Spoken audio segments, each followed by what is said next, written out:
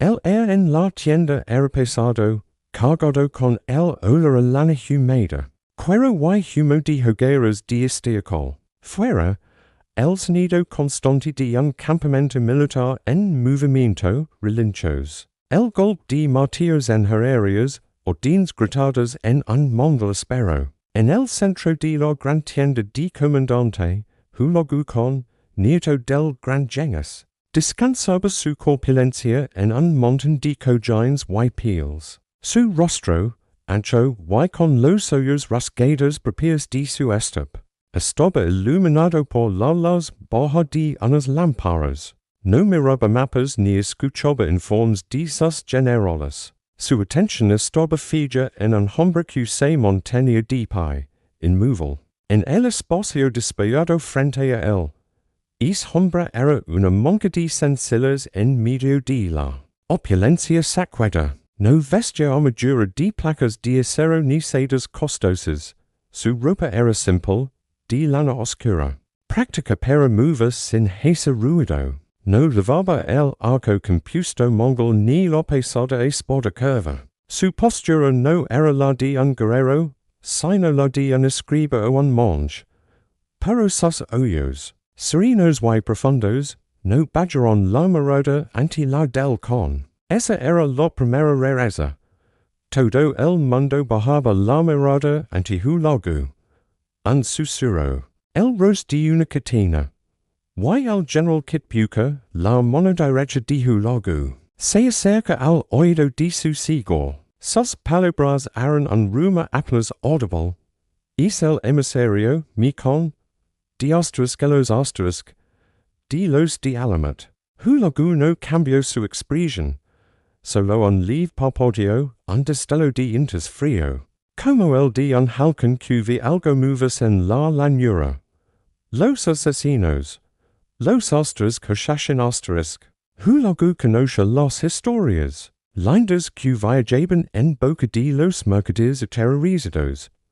Hombres fantasma que escalaban. Muros imposibles. Sombras que entraban en palacios fortificados y dejaban una daga en la almohada del sultán. Como advertencia, fanáticos que obedecen ciegamente a su misterioso líder, el viejo de la montaña. Para Hulagu, eran cuentos para asustar a niños y a reyes cobardes. El no era un rey de ciudad sentado en un trono era un nómada, un lobo de los estepes. Su poder no se escondía detrás de murallas de piedra. Se extendía sobre la tierra a lomos de sus innumerables caballos. Su ejército era una tormenta de acero y hueso que había aplastado imperios. Con nombres que ahora solo eran polvo y memoria. Que podían hacer unas cuantas sombras contra una tormenta. Con un gesto casi perezoso, Hulagu indicó que el hombre podía hablar. El emisario inclinó la cabeza, un movimiento preciso, no un gesto de sumisión, sino de formalidad. Gran Hulagu Khan, el que de Persia, las de la estepa, comenzó el hombre. Su voz era sorprendentemente clara y tranquila, cortando el aire espeso. Mi maestro, Ratnaudin, el señor de Alamut, te envía saludos y reconoce el vasto poder que traes a estas tierras. Hulagu no respondió. Bebía un sorbo de ***, la leche de yegua fermentada de una copa de plata. Su silencio era una prisión en la habitación. Durante generations, nuestro orden ha mantenido un entendimiento con los poderes de esta región. Un equilibrio. Nosotros habitamos en nuestras montañas, elos, sus ciudades y palacios. Cuando sus ambiciones se desbordan, o cuando amenazan el orden, nuestra presencia les recuerda la fragilidad del poder. Hizo una pausa, midiendo las caras impassibles de los mongoles a su alrededor. Tu poder, Gran Khan, es de un tipo diferente, no es el poder de un sultán. Es el poder del cielo mismo, de la estepa sin fin. Mi maestro lo comprende. No buscamos un conflicto que no podemos ganar en el campo de batalla. Ahí estaba. El núcleo del mensaje. Hulagu solta una risa baja, ungrugido q solia di su peco. No pedis ganar, pareci and juicio sensato, mis arcaros oscuris en el sol, mis riots deribum puertas q se, crean eternas, habla di equilibrio. Yo hablo di submission, suvos se indirectia, pedindo el tono berlin.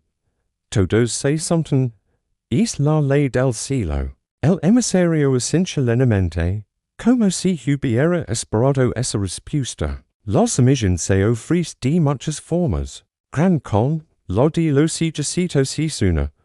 La nuestra es otra. Nosotros no poseemos ejércitos. Nuestro reino no son llanuras, sino momentos.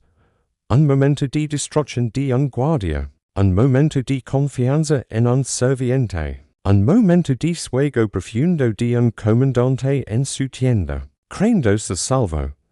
Cada palabra era dicha con una calma aterradora.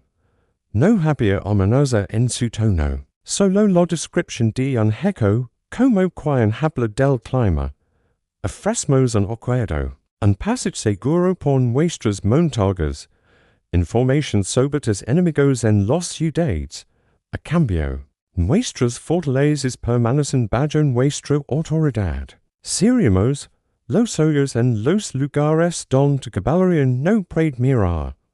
La propuesta flota en él. Era inteligente, pragmática, cual gobernante acostumbrado a la traicionera política de los cortes persas o árabes lo habría considerado. Un aliado así en las sombras tenía un valor incalculable. Pero Hulagu no era un gobernante de corte. Era un guerrero mongol.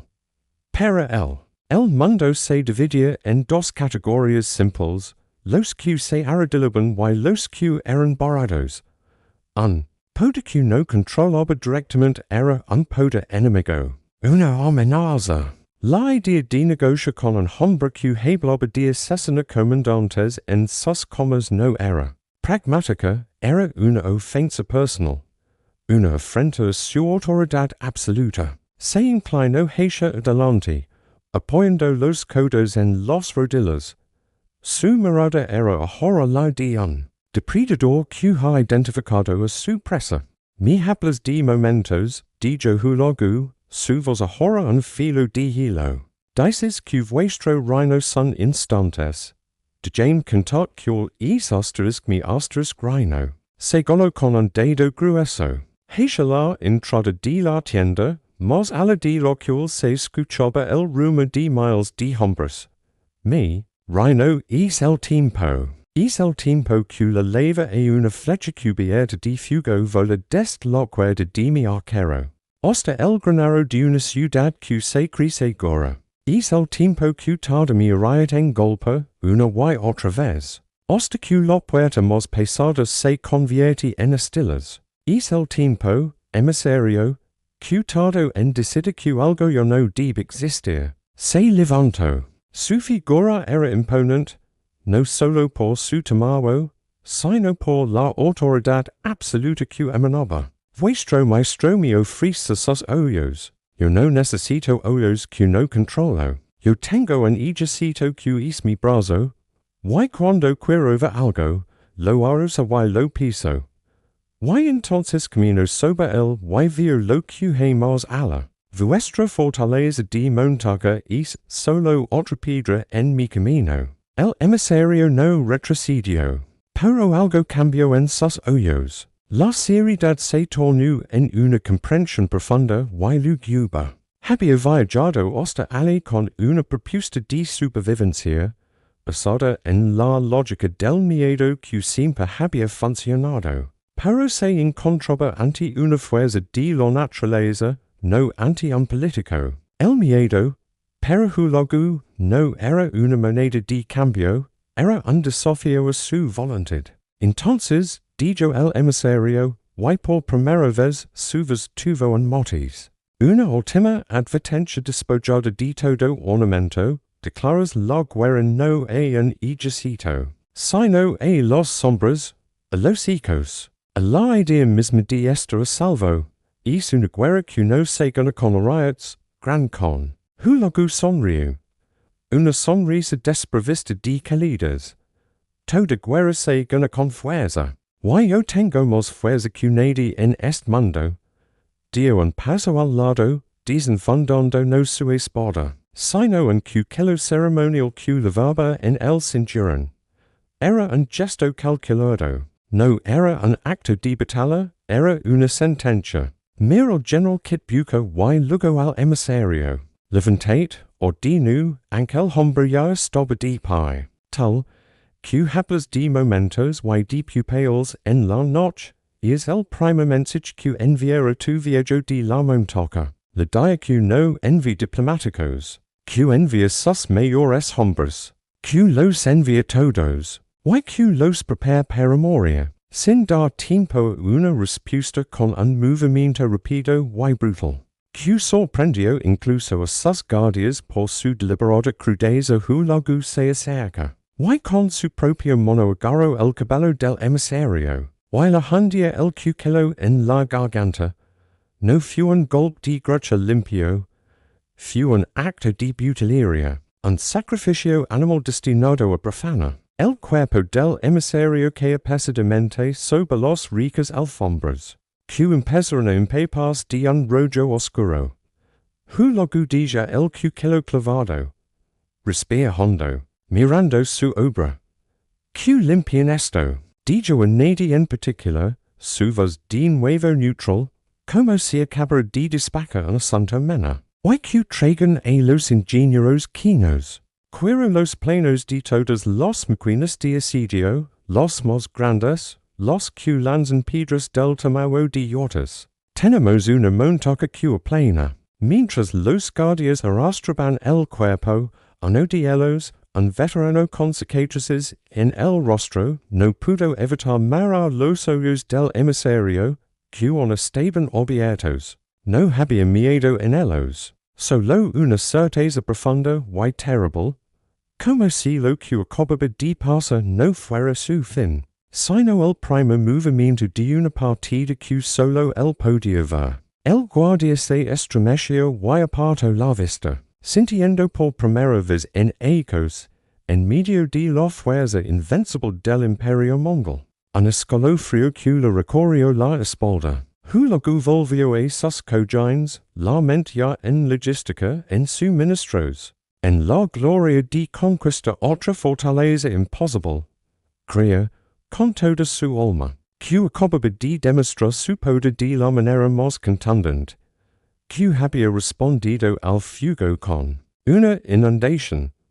Nunca se le ocurrió que al matar al mensajero de las sombras, no había silenciado la amenaza. Le había dado permiso para volverse totalmente salvage, totalmente personal.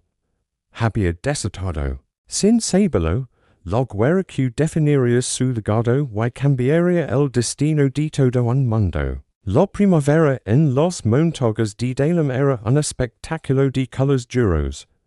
No eran los verdes, suaves de los fails, sino el gris plateado de la roca desnuda. El verde oscuro de los pinos que se aferraban a los gritos y el blanco seguidor de los cumbres, que se perdían entre los nubes. Y en el corazón de este paisaje espero, como una cicatriz en la piel de la montaña, estaba Alamut. Desde abajo, desde el valle donde ahora crecía como una ciudad de tiendas de cuero el campamento mongol. La fortaleza parecía una ilusión. Una protuberancia de piedra natural talada por la mano del hombre y el tiempo. No se distinguían murallas almenadas como los de las ciudades europeas. Era la montaña misma hecha defensa. Un solo camino, más bien una senda de cabras, serpenteaba por la ladera, expuesta a la vista y, lo más importante, a los arqueros de cualquier defensa.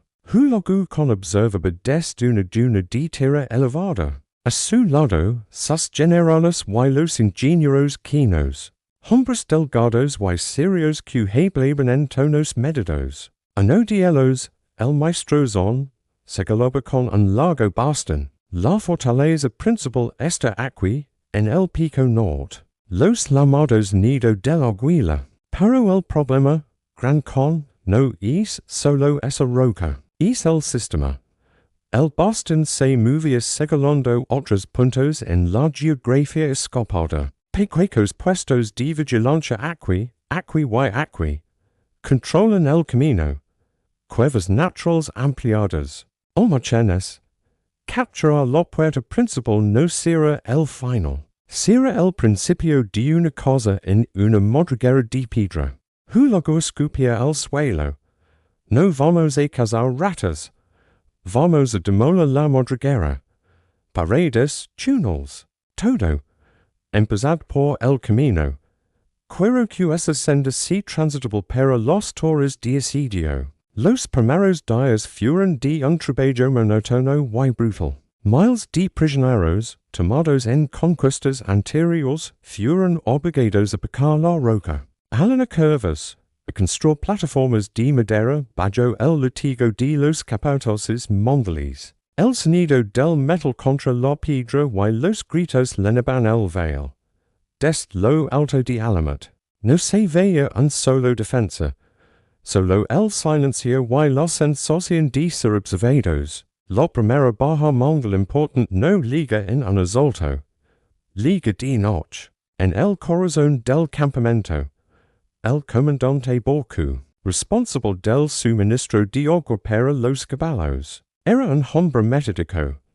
Revisaba los pozos y los arroyos canalizados cada tarde al anochecer. Esa noche, su segundo al mundo lo espera fuera de su tienda. Una estructura más grande que la mayoría, marcada con el estandarte de su clan. Cuando Borku no salía, el segundo entró con una antica. Lo encontró sentado en su taburete, frente a un mapa, despelgado. Parecha está estudiándolo con intensidad, pero su cabeza no estaba inclinada sobre él. Pergamino estaba apoyado sobre él, como si se hubiera quedado dormido. Un fino hilo oscuro serpenteaba desde su cuello hasta manca los ríos y montañas debullados. Al moverlo, el segundo vio el pequeño y profundo corte, limpio, que le había seccionado la garganta.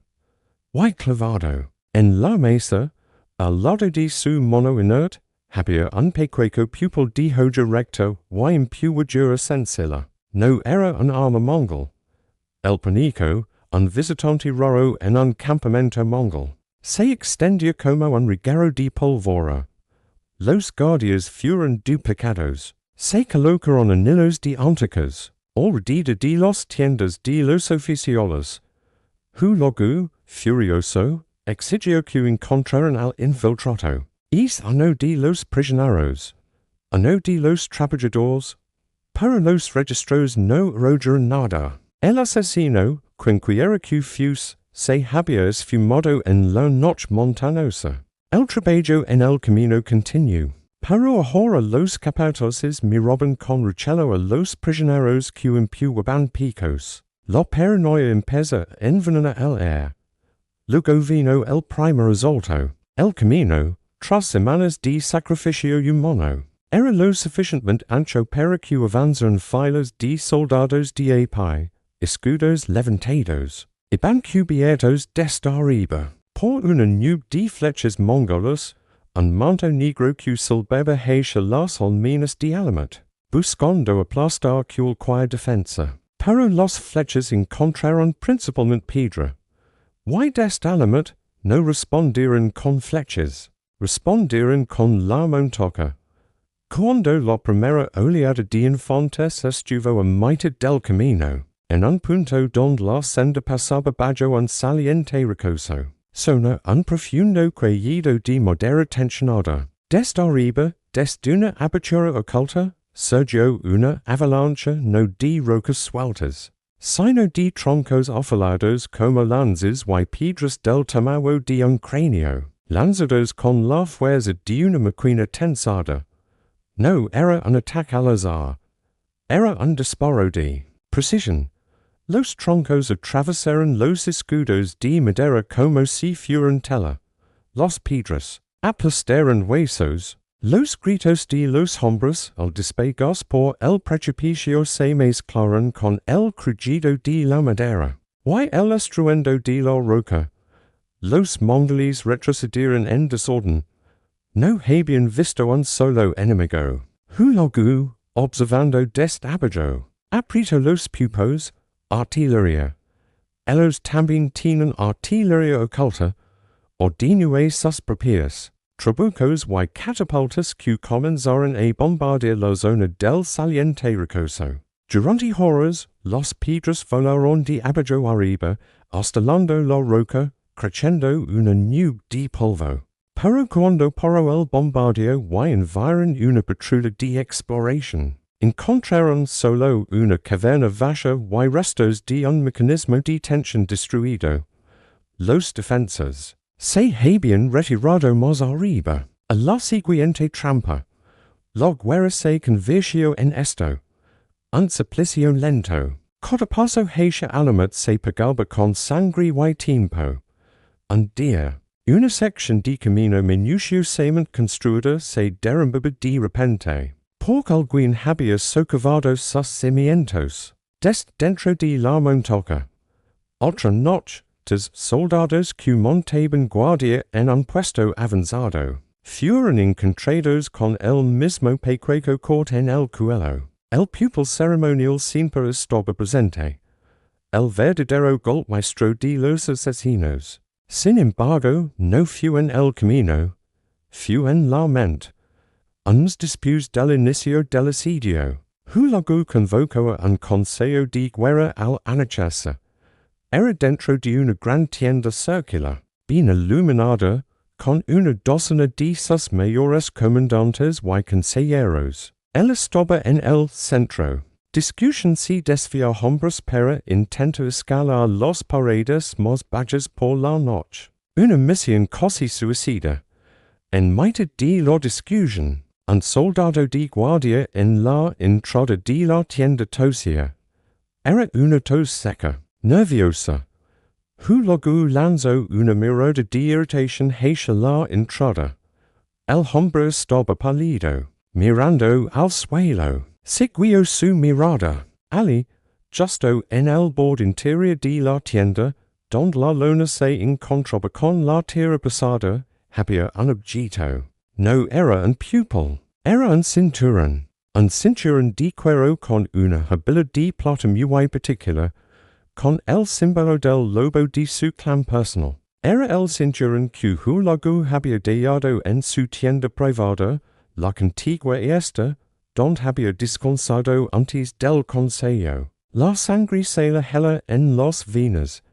No era la amenaza de muerte lo que lo atravesó, era el mensaje. El mensaje era claro, no estás a salvo ni en tu propia casa, ni rodeado de tus hombres más leales. Entre Ali, pude haber estado a tu lado mientras dormías. Toma esto. Y lo dijacque. Pero que lo ves. Un silencio sepulcral se apoderó de la tienda de guerra. Todos los comandantes, los hombres más temidos del Imperio Mongol, tenían los ojos clavados en el cinturón. Todos entendieron el mensaje. En el rostro del formidable Hulagu Khan, el azot de imperios, apareció por un instante algo que nadie había visto jamás, una vulnerabilidad cruda, helada. No dijo una sola palabra. Se levantó con una calma aterradora, recogió el cinturón de cuero y, con un movimiento deliberado, se lo ajustó sobre su cote de mala. Su voz, cuando finalmente habló, era un gruñido ronco. La reunión ha terminado. Mañana continuamos con el bombardeo a todas las fortificaciones visibles, sin descanso. Pero esa noche, por primera vez en la compoca, Hulagu no durmió en su opulenta tienda. Eligió un lugar al azar en medio del campamento, rodeado por un círculo cerrado de sus guardias más leales. No incendiaron fuego, pero no delató su posición. Y aunque el frío de la montaña era cortante, un calor mucho más intenso lo mantenía despierto, la quemazón de una humillación profunda y personal. La fortaleza de Alamut yo no era simplemente un objetivo militar. Se había convertido en una frente directa a su orgullo, a su poder, a su propia persona. Cada día que pasaba, cada pupil encontrado entre sus filas, cada susurro en la oscuridad, era un recordatorio de que su guerra contra las sombras era la más difícil que jamás había librado. A la abajo en el veil, la maquinaria de guerra más poderosa del planeta se sencha, de repente, torpe, pesada y terriblemente expuesta. La humiliación del cinturón no se olvidó. Ardía en la mente de Hulagu como una marca de hero al rojo vivo. Pero el Gran Khan no era un hombre que se dejara paralizar por el miedo. Al contrario, lo transformaba en una rabia fría y calculadora.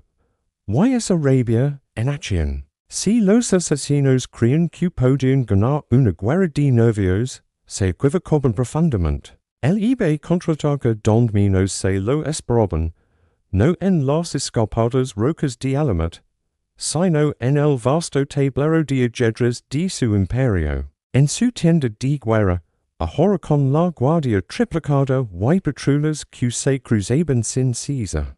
Hulagu estudiaba los mapas, pero no eran mapas de montañas y fortalezas. Eran mapas de carreteras, de ciudades, de rutas de correo. Su red de información, los era la columna vertebral de su poder. Un sistema de mensajeros a caballo que recorrían miles de kilómetros entre estaciones de posta, llevando órdenes y noticias a una velocidad que ningún otro imperio podía igualar. Ellos atacan mi suego, murmuró para sí. Mientras su dedo trazaba la línea que conectaba Persia con la lejana capital de Karakoram, yo ataqué su sentido de la realidad, su conexión con el mundo exterior. Sus órdenes fueron precisas y brutales. Primero, dividió sus fuerzas. Alamut se guerría bajo un asedio férreo. Un cerco de hierro para impedir la entrada de cualquier suministro.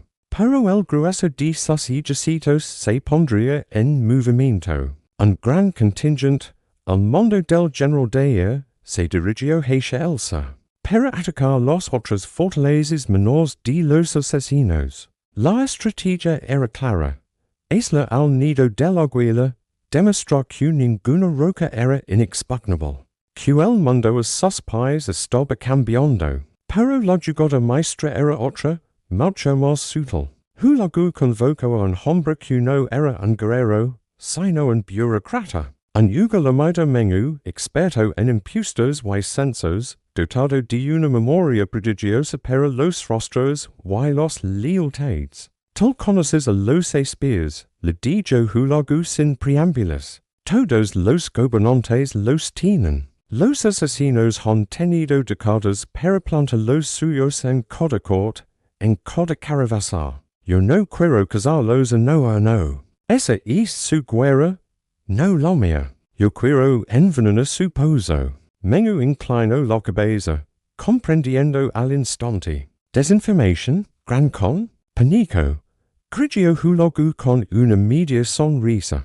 Quiero que corran rumores. Que en Bagdad se diga que los asesinos han pactado con los mamelucos de Egipto para traicionarnos. Que en Tabriz se susa que el viejo de la montaña ofrece recompensas por la cabeza de los gobernadores locales que nos son leales. Quiero que en cada ciudad don creemos que tienen oídos, hay una historia diferente. Pero todos con el mismo fin, que sus aliados juden de ellos, que los comerciantes les cierran las puertas, que sus fuentes de información se vuelven turbias y sospechosas. Así comenzó una compoca silenciosa y sucia. Mengu y sus hombres, hablando en los zocos, sobornando a prisioneros, sembrando semillas de duda en los oídos adecuados. El Imperio Mongol empieza a sangrar mentiras, y la sofisticada red de inteligencia de los asesinos, tan precisa para elegar sus víctimas y planear sus ataques, empieza a sufrir el veneno de la incertidumbre. Yo no podían confiar en sus informes. mientras tanto, en el frente de Alamut, la naturaleza de la resistencia cambiaba. Los ataques con trampas de rocas continuaban. Pero los asesinatos dentro del campamento mongol se hicieron más esporádicos, más desesperados. El checo estaba funcionando. La comida y el agua detrás de los muros de Alamut tenían que estar menguando. Y fue entonces cuando llega la noticia que hizo sonreír a Hulagu con una ferocidad depredadora. Uno de sus espías, un mercader armenio que comerciaba con ambos bandos, liga con un mensajero. En Bagdad, Gran Khan, el visir al-Akbar, ha sido encontrado. El visir al-Akbar no era un guerrero, era un administrador brillante, un hombre pragmático que había entendido desde el principio que servir a los mongoles era la única forma de salvar algo de su ciudad y de su pueblo. Se había convertido en un aliado crucial, un punto indispensable entre la nueva administración mongola y la población local de Bagdad.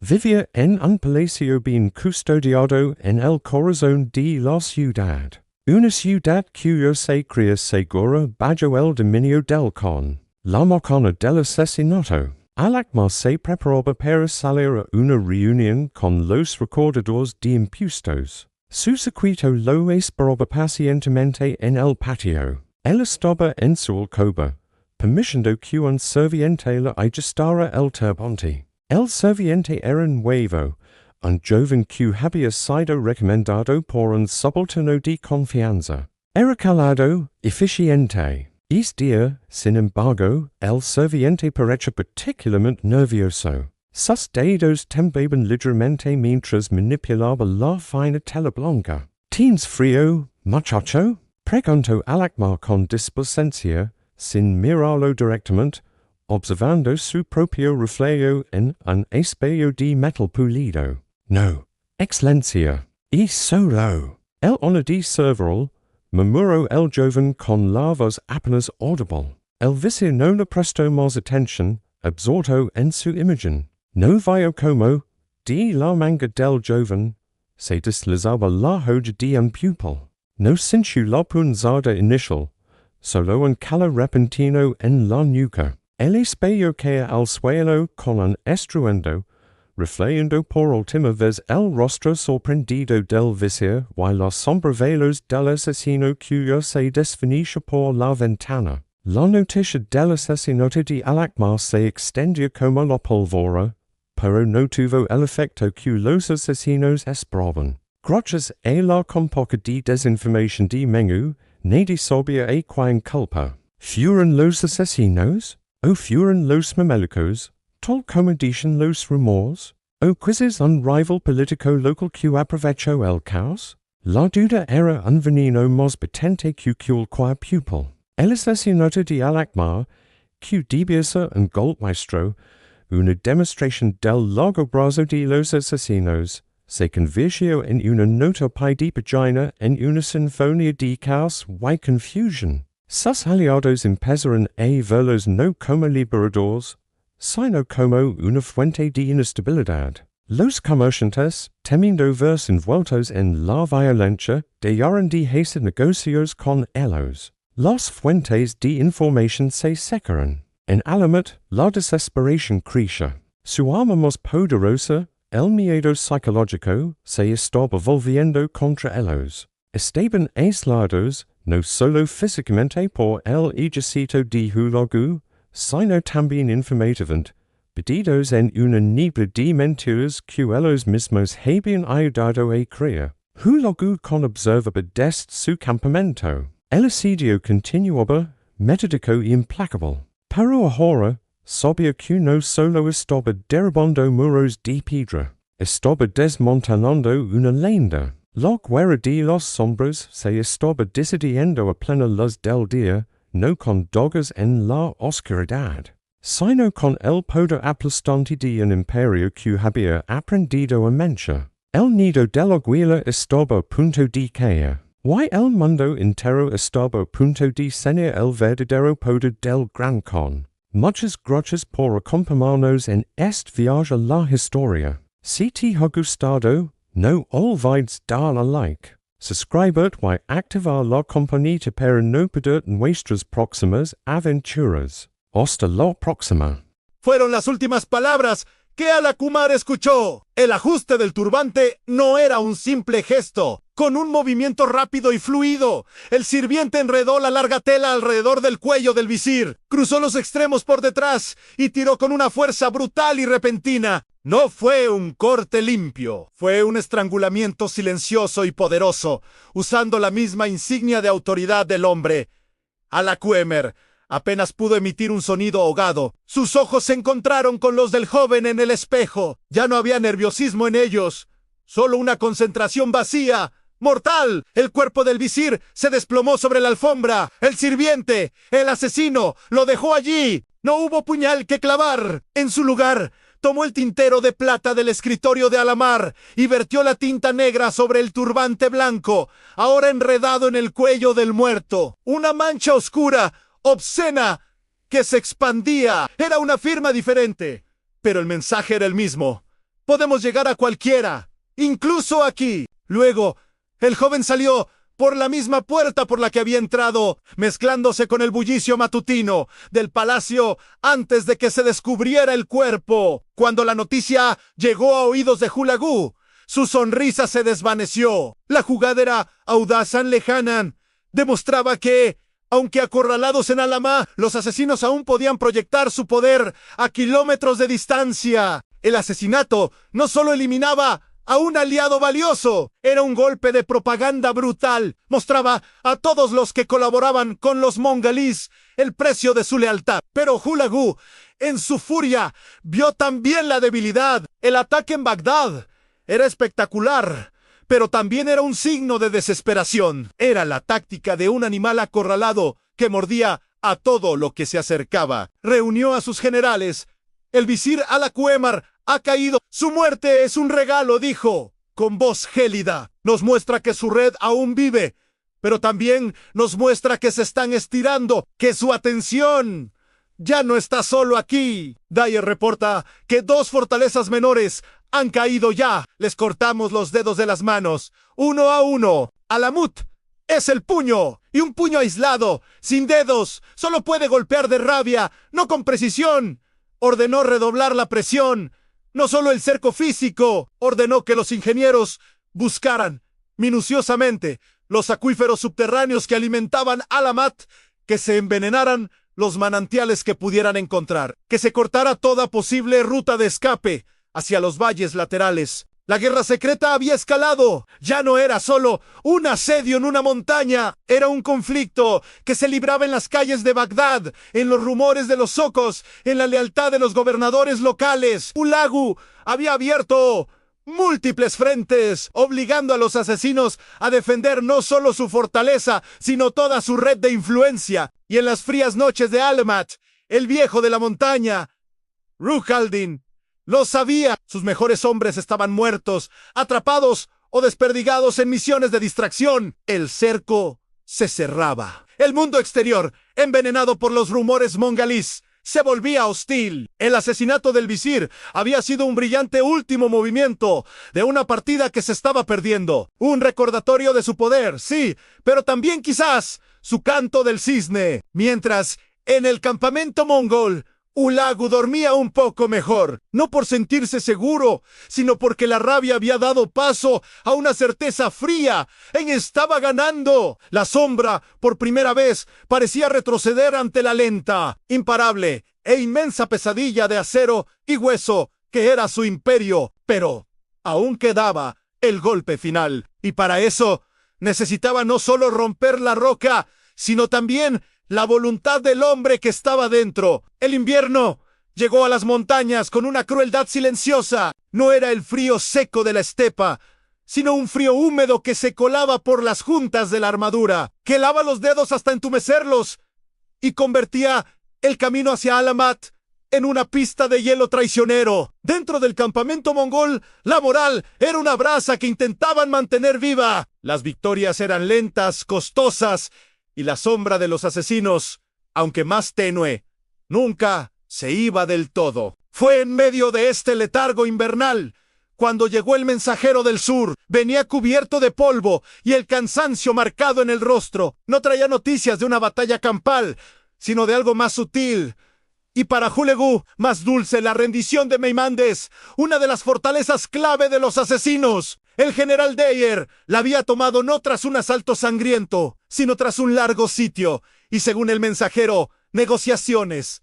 Hulagu hizo repetir la palabra, negociaciones. El mensajero asintió. El comandante de la fortaleza, un hombre llamado Nasser, entró en tratos con el general Deir, rindió la plaza a cambio de garantías para su vida y la de sus hombres más cercanos. Un silencio se extendió en la tienda de Hulagu. Luego, una sonrisa lenta, fría como el hielo de fuera, se dibujó en sus labios. No era la sonrisa de la victoria militar, sino la del cazador, que ha encontrado la grieta en la madriguera. La rendición no era un acto de los asesinos. Su credo era la lealtad fanática hasta la muerte. Pero un hombre había negociado.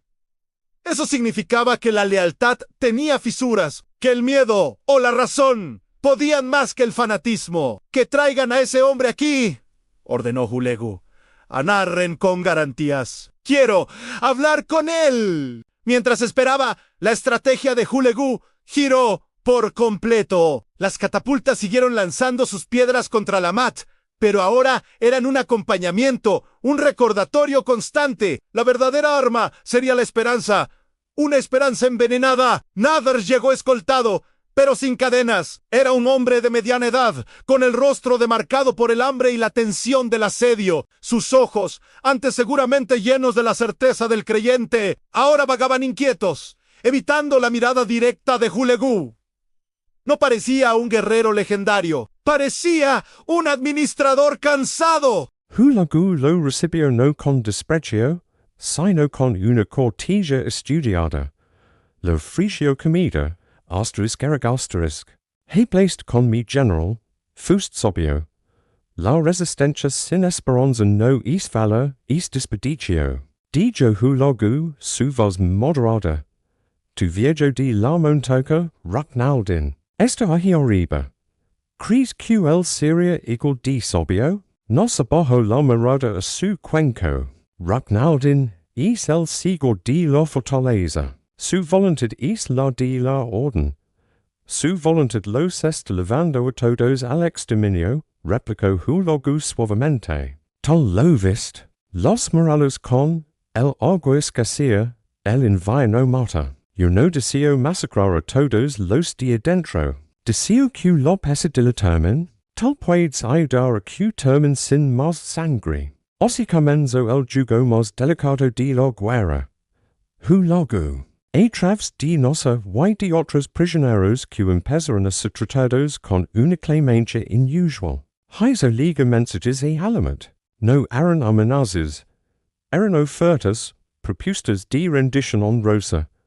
Promesas de que Raknaldin Waisas. Seguidores podrían vivir, bajo custodia, pero con vida. Que su sabiduría sería respetada. Que la destrucción total no era inevitable.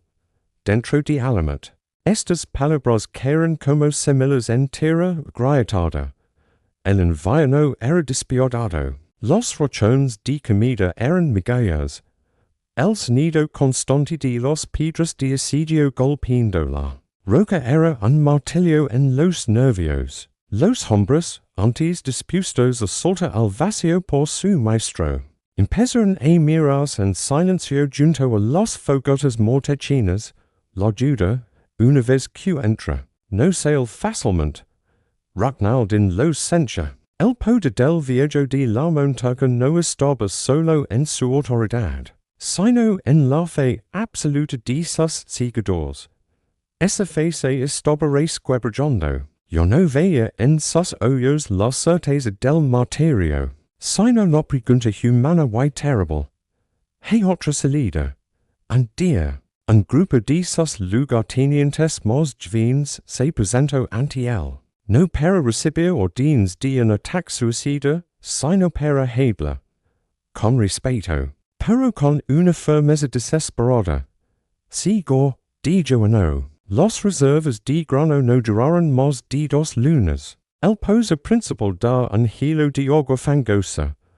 Los Mongoles no exaltan, solo esperan. Why sus mensages hablan de vida.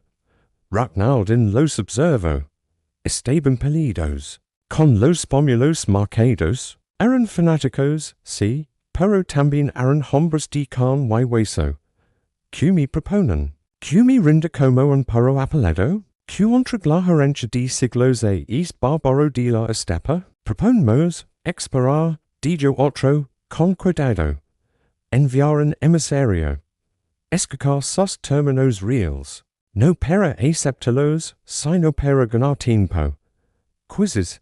Para encontrar una debilidad en su oferta. Era una mentira piadosa. Y todos en la sola lo sabían. Ganar tiempo era lo único que ya no tenían. Ragnaldin será los hoyos. Sencha el peso de la montaña, de la historia, de miles de vidas, sobre sus hombros, por primera vez. La idea de la rendición no le pareció una traición, sino un alivio oscuro y tentador. Un fin al frío, al hambre, al miedo constante. Finalmente, Asincha, que se envía un mensaje, que Hulagu Khan envía sus términos por escrito, los consideraremos, fue la primera grita, la admisión de que la puerta, aunque fuera un milímetro, estaba abierta. Cuando Hulagu recibió la respuesta, supo que había ganado. La fortaleza de la roca era nada comparada con la fortaleza de la voluntad, y esta se estaba desmoronando. Redactó un documento magnánimo. Promesa la vida y un trato digno para Ragnaldin y todos los habitantes de Alamut. Promesa no destruir la biblioteca, famosa por sus manuscritos. Promesa un futuro. Aunque fuera como prisionero de honor, para el viejo de la montaña. Eran promesas hechas para serrotas. Pero en ese momento necesitaba que sonaran verdaderas las negociaciones. A través de mensajeros que iban y venían por el peligroso camino, se alargaron días. Hulagu era paciente. Cada hora que pasaba era otra hora de hambre y frío dentro de Alamut. Otra hora en que su ejército descansaba y se refrescaba. Finalmente, llega el día. Una macana gris y gelida. Las grandes puertas de madera y hierro de Alamut, que habían resistido piedras y fuego, se abrieron no por la fuerza, sino desde dentro. No solía un ejército, solía un hombre delgado envuelto en ropas sencillas, seguido por una fila de figuras democratas y silenciosas. Ragnaldin, el temido señor de los asesinos, el viejo de la montaña, caminaba hacia la rendición. Hulagu lo esperaba caballo, rodeado de sus generales, impassible. Cuando Ragnaldin se detuvo ante él, no hubo un gesto de sumisión profunda, solo una inclinación de cabeza. Parecía un erudito agotado, no un maestro del terra. Las promesas de tu documento se mantendrán, preguntó Ragnaldin. Su voz era un susurro ronco. Hulagu lo mir desde la altura de su caballo. Entregaos todas tus fortalezas. Tus hombres depondrán las armas. Tal y tu familia vendréis conmigo. Mientras eso se cumpla, las promesas se mantendrán. Era una verdad a medias, y Ragnaldin, en el fondo de su alma, lo sabía. Pero el cansancio era más fuerte que la desconfianza. Asincha, los Mongoles entraron entonces en Alamut, no socorrieron de inmediato, solo aseguraron, buscaron túneles secretos, almacenes ocultos, armas, lo que encontraron fue gente hambrienta, bibliotecas polvorientas y una fortaleza que era más una trampa mortal que un hogar. La noticia corrió como el viento por las montañas. Alamut había caído, no por el acero, sino por el hambre y la palabra. El símbolo de la resistencia invisible se había rendido. Hulagu observó cómo sacaban a Ragnaldin de su montaña. sense una satisfacción profunda, completa. Había vencido a los sombras. Había demostrado que no había poder. Por más oculto que fuera, que pudiera resistir la fuerza determinada del Imperio Mongol. Ordenó que la fortaleza fuera desmantelada piedra a piedra, que sus cimientos fueran dinamitados, que no quedara nada.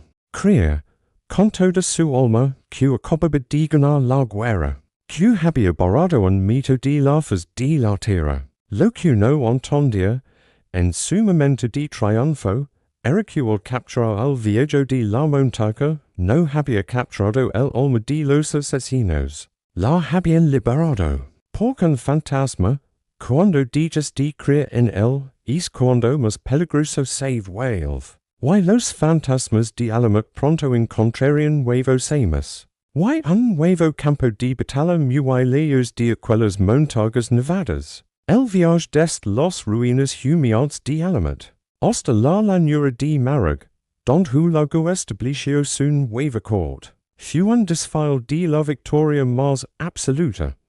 Raknaldin, el último viejo de la montaña, caminaba ahora como un espectro entre los vencedores. Yo no era el maestro de las sombras, sino un prisionero de lujo.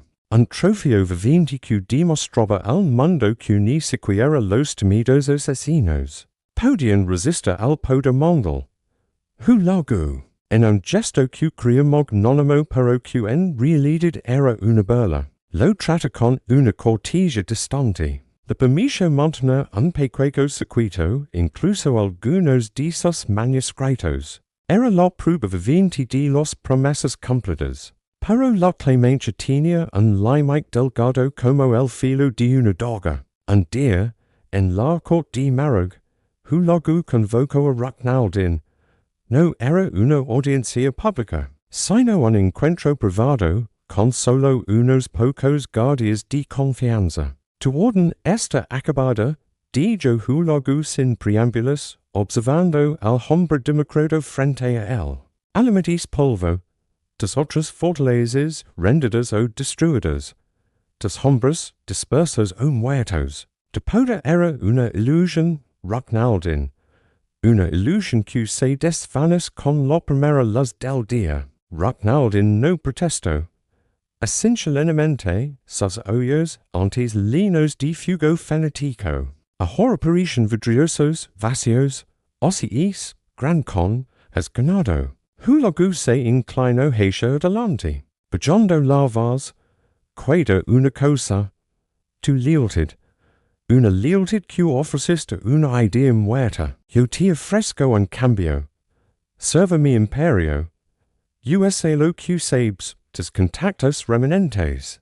Tu conocimiento de los intrigas, para mis fines. Conviertet en mi ojos donde mis ejércitos no puden marar. Era la tentación final.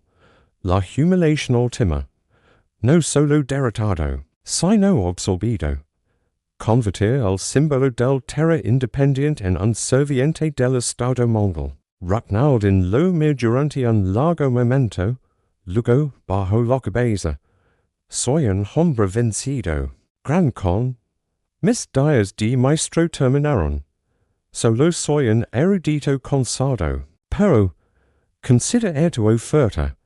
Esa consideración nunca liga. Unas semanas después, durante una inspección rutinaria de los caballerizos reales, un caballo de guerra especialmente temperamental, un semental turcomono de valor incalculable, accidentalmente se solta de sus ataduras, el animal, enloquecido, embistió contra un grupo de servientes que pasaban por el patio. Entre ellos estaba Raknaldin. El golpe fue brutal. Lo arrastró varios metros antes de que los guardias pudieran controlar a la bestia. El último viejo de la montaña murió al anochecer, sin haber recuperado el conocimiento. Los médicos mongoles sacudieron la cabeza con pesa. Un trágico accidente. Hulagu ordenó un funeral discreto pero digno. En público expresa su pesa. En privado no hubo lágrimas. El símbolo estaba eliminado, limpio, definitivamente. La guerra había terminado. Con la amenaza de los asesinos borrada de su retaguardia. La mente de Hulagu se volvió hacia el oeste. Hacia Siria. Hacia Egipto. Hacia los ricos califatos. Con no sentían el peso del pai mongol. La confianza era total. Su ejército, curtido en la difícil guerra de Montaga contra los asesinos, parecía invencible. En 1259, puso en marcha la máquina de guerra más grande jamás vista en la región. Ciudades como Aleppo y Damasco cayeron como frutas maduras. El pánico se extendió por el mundo islámico. Parecía que nada podría detener la maría mongol. Pero Hulagu había cometido un error de cálculo monumental. Al destruir a los asesinos, number había creado un vacío de poder. Lo había llenado con un poder más tangible, más unificado y igualmente despiadado, los mamelucos de Egipto. Los mamelucos no eran un reino heredado. Eran una casta militar de esclavos soldados, criados para la guerra de niños. Que ahora gobernaban Egipto y Siria con pupo de hero. Su sultan, Qatas, y su general más brillante, Baybars, observaban el avance mongol con fría determinación. Y tenían una ventaja que Hulagu desdeñaba. Conocían perfectamente el terreno, el clima y, lo más importante, tenían una red de información que ahora absorbía a los restos dispersos de la derrotada. Orden. Porque los asesinos no desaparecieron. Sus fortalezas fueron erasadas, su líder muerto, su estructura destruida. Pero los hombres, los individuos entrenados en el arte del secreto, la infiltración y el asesinato, siguen vivos. Algunos murieron luchando. Otros se escondieron. Y muchos, viendo el nuevo poder en ascenso, hicieron lo que los supervivientes hacen, buscaron un nuevo patrón. Los espías de Baybars, hábiles ellos mismos, encontraron a estos hombres desarraigados. No les ofrecieron un credo fanático, les ofrecieron oro, un propósito y un enemigo común, los Mongoles que habían destruido su mundo. Así, en las sombras de El Cairo y Damasco, se tejía una nueva red. Yo no se llamaban Hashashin *. Eran simplemente los informantes, los especialistas. Pero sus habilidades eran las mismas, mover vistos, escacar lo no dicho. Y liga hasta donde otros no podían. En el verano de 1260, los dos colosos se encontraron en un lugar, llamado Ain Jalut, el manantial de Goliath. Hulagu no estaba presente. Una crisis de sucesión en la lejana Mongolia lo había obligado a regresar al este. Con la mayor parte de su ejército, dejando a su líder general, el cristiano nestoriano Kitbuka, al mando de una fuerza formidable, pero reducida. Kitbuka, confiado, subestimó a los mamelucos, los consideraba otro ejército más que aplastar. No sabía que Baybars conocía cada movimiento suyo. Los antiguos exploradores asesinos, ahora al servicio mameluco, habían mapeado cada pozo, cada colina, cada camino posible. Sabían la disposición exacta del campamento mongol, los puntos débiles, el estado de la moral. La batalla comenzó con una táctica mongol clásica. Ataques rápidos. Y retiradas fingidas para romper las líneas enemigas. Pero Baybars no caía en la trampa. Contivó a sus hombres. Y entonces, lanzó su propio golpe. No fue con la caballería pesada, sino con una lluvia de flechas concentrada, en un punto específico del flanco mongol. El punto que sus informantes le habían señalado como el más vulnerable. Donde un subcomandante menos experimentado estaba al mando. La línea mongol se tambaleó. Kitbuka, valiente hasta la temeridad, carga para refusarla. Y entonces, desde unas colinas que se creían desiertas, Emergia la reserva oculta mameluca. Colocado ali gruches al conocimiento del terreno que los guías locales. Asesorados por aquellos especialistas. Habían proporcionado. Rodearon a los Mongoles. La batalla se convirtió en una carnicería. Kitbuka. Fue capturado y ejecutado. El ejército mongol en Siria fue aniquilado. Fue la primera derrota militar decisiva del Imperio Mongol en su expansión imperial. El mito de la invencibilidad se hizo acuicos en los colinas polvorientas de Ain Jalut. Cuando la noticia llegó Hulagu, su rabia fue épica. Pero también su confusión. ¿Cómo habían sabido? ¿Cómo habían previsto cada movimiento? La respuesta no estaba en un campo de batalla, sino en las ruinas de una fortaleza de montaña que el mismo había reducido a escombros. Al destruir Alamut, Hulagu creyó haber ganado la guerra. En realidad había dispersado un virus de conocimiento secreto, de métodos silenciosos, de guerra asimétrica. Y ese virus había encontrado un nuevo host más fuerte, más inteligente y con un objetivo claro, la supervivencia. Los mamelucos, con bebas a la cabeza, no solo detuvieron a los mongoles. Los expulsaron de Siria y se consolidaron como la potencia dominante del Islam por siglos. Y en su maquinaria de Estado, en sus servicios de inteligencia, cuidó la gerencia sutil de los asesinos. No el fanatismo ciego, sino la eficiencia fría, el valor de la información precisa. El arte de golpe don dol. Hulagu murió ecos después, poderoso on. Pero con la amarga comprensión de que su victoria más completa había sembrado las semillas de su derrota más histórica. Había vencido a la sombra, sí, pero el hacerlo había obligado a la sombra a cambiar de forma, a volverse más inteligente. A fundas con el passage de un nuevo poder. La guerra secreta no la ganaron los mongoles ni los asesinos. La gana, des las sombras, el futuro. Y el futuro, en ese momento, tenía forma de soldado esclavo, cabalgando bajo el sol de Egipto, con los hijos de Alamut susurrando en su oído.